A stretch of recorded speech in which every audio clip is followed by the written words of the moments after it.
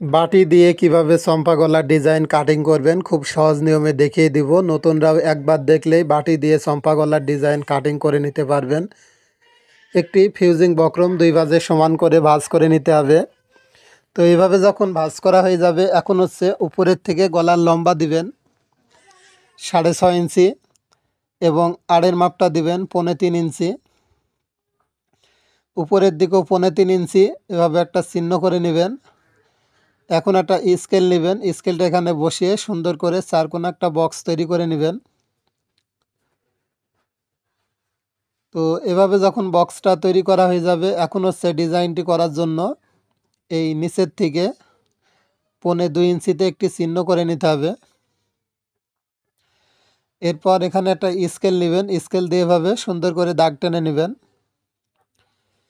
এরপর হচ্ছে বাইরের দিকে 1/2 ইঞ্চিতে একটি চিহ্ন করে এটুকু দাগ করে নিতে হবে। এরপর হচ্ছে এখানে নেবেন 1 ইঞ্চি, এটাকেও সুন্দর করে স্কেল বসিয়ে দাগ টেনে নিতে হবে। তো এখন হচ্ছে এই নিচের দিকে একটু ডিজাইন করে দিতে হবে। এভাবে যখন ডিজাইনটি হয়ে যাবে, এখন হচ্ছে এখানে একটু এভাবে দাগটা ভালো করে টেনে নেবেন। এখন হচ্ছে আপনাদের ফিতা নিতে হবে, উপরের দিকে 1/2 ইঞ্চি সেলাইয়ের জন্য বাদ দেবেন। এখন একটা বাটি বা পিরিচ নেবেন, এখানে সুন্দর করে বসাতে হবে উপরে 1/2 ইঞ্চির দাগ, এবং যেখানে আমি শেষ করেছি সেমভাবে আপনারা এভাবে বসিয়ে পিরিচের এই সাইড দিয়ে এভাবে দাগ টেনে নেবেন। সুন্দর একটি রাউন্ড গলা তৈরি হয়ে যাবে। তো এভাবে আপনারা পিরিচ দিয়ে এখানে বাড়তি বক্রমের দাগটাও করে নিতে পারেন, সুন্দরভাবে দাগটা হয়ে যাবে।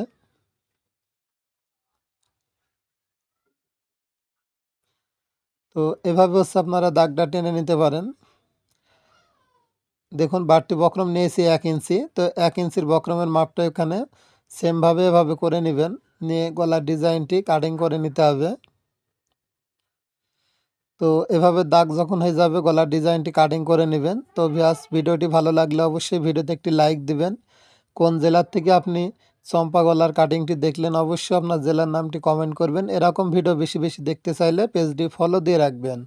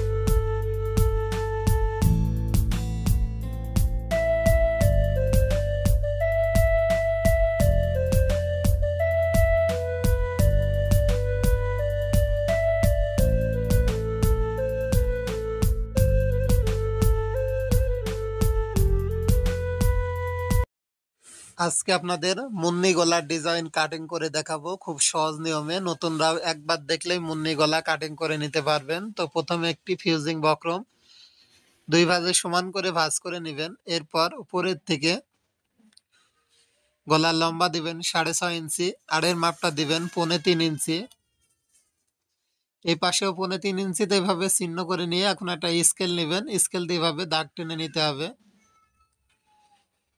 এভাবে যখন দাগ টানা হয়ে যাবে, এই পাশে আর একটা দাগ দিয়ে কোন একটা বক্স তৈরি করে নেবেন। তো এভাবে যখন বক্স তৈরি করা হবে, এখন ডিজাইনটির জন্য নিচের থেকে 2 ইঞ্চিতে একটি চিহ্ন করে নেবেন। এই চিহ্নটা স্কেল বসিয়ে এভাবে লম্বা করে দাগ টেনে নিতে হবে। তো এভাবে যখন দাগ টানা হয়ে যাবে, এখন এখান থেকে 1 ইঞ্চি নেবেন। তো একটু আমার হাতের দিকে খেয়াল করে দেখবেন, আমি যেভাবে ডিজাইনটা আর্ট করে নিচ্ছি সেম ভাবে এই ডিজাইনটি আর্ট করে নেবেন।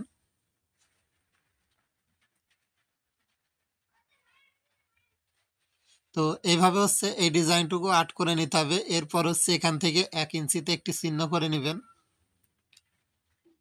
এই চিহ্ন থেকে উপরের দিকে 1 ইঞ্চিতে আরেকটি চিহ্ন করবেন। এখন একটা স্কেল নিয়ে এখান থেকে এভাবে লম্বা করে দাগ টেনে দিবেন।